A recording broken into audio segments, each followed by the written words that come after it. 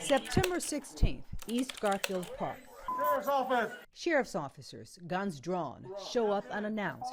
What I do wrong, Keep sir? your hands right there, I can see them. Yes, sir. This is not a wrong raid, but it is clearly something this man didn't expect on this day. What I do wrong? Nothing. We're here for an eviction. So just have a seat. Oh, Listen to his response.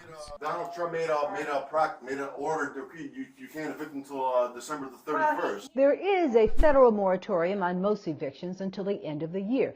It's on top of J.B. Pritzker's state order, an order which put the brakes on more than 1,800 evictions in Cook County. So why is this one taking place? Made an order decree. The answer, not something he wanted to hear. Yeah, but there's some other circumstances when you can be evicted. His circumstance was one of them. There's been some accusations that you may be threatening other tenants. Or Threatening with a sword, according to records CBS 2 investigators obtained from the Sheriff's Department, which puts this tenant in a special category.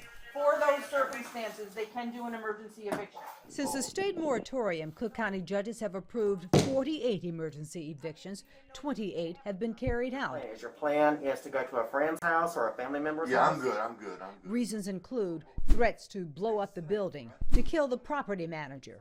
Then there were those who caused major damage to the unit or were selling unlawful controlled substances, drugs. Attorney Michael Zink filed one of those successful cases. Many of the tenants in the building were very upset and scared about things that were happening there at all hours of the day and night. What's not on the list, not considered an emergency eviction? A tenant like Andre Richards. We detailed his background in a CBS 2 investigation last month. Richards was living in this second-floor, 4-bedroom apartment. He has a job, but refused to pay rent and wouldn't leave. Jaleesa Willis owns the 2-flat, bought it last year, and had planned to move into the apartment. But we found her living in her car with her 5-year-old daughter because she couldn't afford to rent another place and pay the mortgage. This just seems wrong. It is. It's very wrong. I'm just paying for them to live in my unit. Katrina Balala had a similar problem. We also shared her story. She rented her Logan Square apartment to this couple who wouldn't pay and wouldn't leave, even after she begged them. I'm being laid off due to COVID-19, and I'm terrified. The couple finally moved out, but only after CBS 2 exposed them. The experience prompted Balala to start a petition asking Governor Pritzker to amend the eviction moratorium and consider the plight of landlords like her in Willis. We're absolutely going to look at that. I think, let me remind you, our goal here is not to deprive landlords. That was September 10th, but 3 weeks later, no changes. So we asked again. We're looking at how we might amend the executive order around this. Fortunately, Jaleesa Willis doesn't have to wait on the governor to act. Casey put the feet up right here. Remember, she was forced to sleep in her car because her tenant wouldn't move out. But look what we saw 3 weeks after our CBS 2 investigation.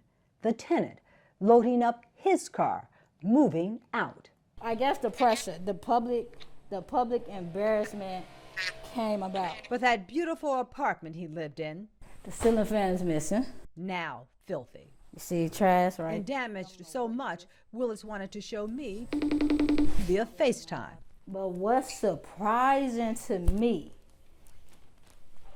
is this bathroom. You took the bathroom vanity. Of course, Willis isn't happy about the mess. Oh, that's pretty disgusting. But she's ecstatic to have her home back for her and her daughter. She can't wait. She cannot wait. It's a big release. If I could take my mask down and show how big I'm smiling, I would. We don't have to see her smile, we hear her joy. I'm so thankful. This once homeless landlord has finally reclaimed her property. Dorothy Tucker, CBS 2 Investigators.